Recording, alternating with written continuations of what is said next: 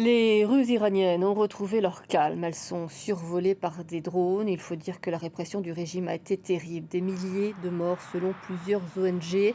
Le fils du Shah, Reza Pahlavi, affirme depuis les États-Unis que la chute du régime est une question de temps. On va faire un point avec notre correspondant à Téhéran, Siavosh Ghazi. Siavosh, bonjour.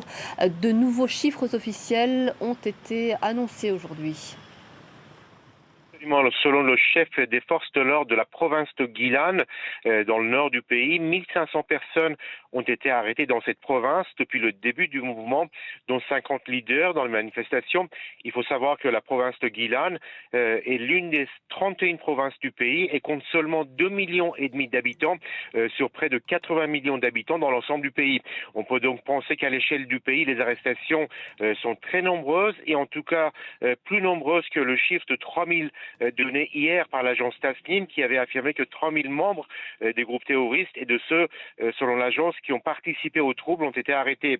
Vendredi, la situation était toujours calme dans le pays pour la 5e journée consécutive. Il faut attendre ce soir pour voir si les gens vont répondre à l'appel de Reza Pahlavi qui a demandé à la population de lancer des slogans à 20h du soir pour exprimer leur colère contre le pouvoir sans toutefois demander que les gens descendent dans la rue.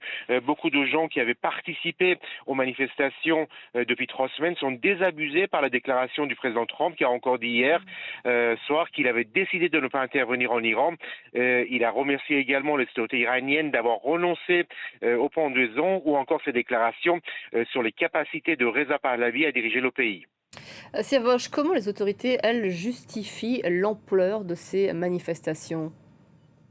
Alors, la télévision d'État, mais aussi d'autres médias officiels ont publié depuis plusieurs jours des vidéos de caméras de surveillance dans différentes villes dans lesquelles on voit des manifestants avec des armes blanches ou des armes de chasse et même de guerre. Le discours officiel est que des groupes armés liés à l'étranger, en particulier soutenus par Israël et les États-Unis, ont infiltré le mouvement de protestation qui avait commencé avec la grève au bazar pour mener des attaques contre les forces de l'ordre ou attaquer des bâtiments publics, des banques, des mosquées, des ambulances ou encore des véhicules de pompiers.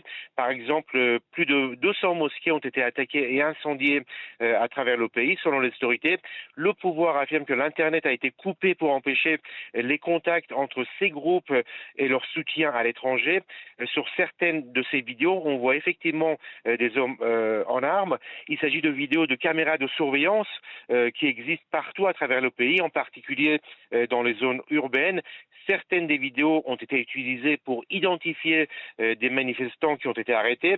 De même, des vidéos prises à l'aide de drones de surveillance ou encore des quadricoptères des forces de l'ordre ont été utilisés pour identifier des manifestants ou encore ce que le pouvoir qualifie de fauteurs de troubles ou encore de membres des groupes terroristes.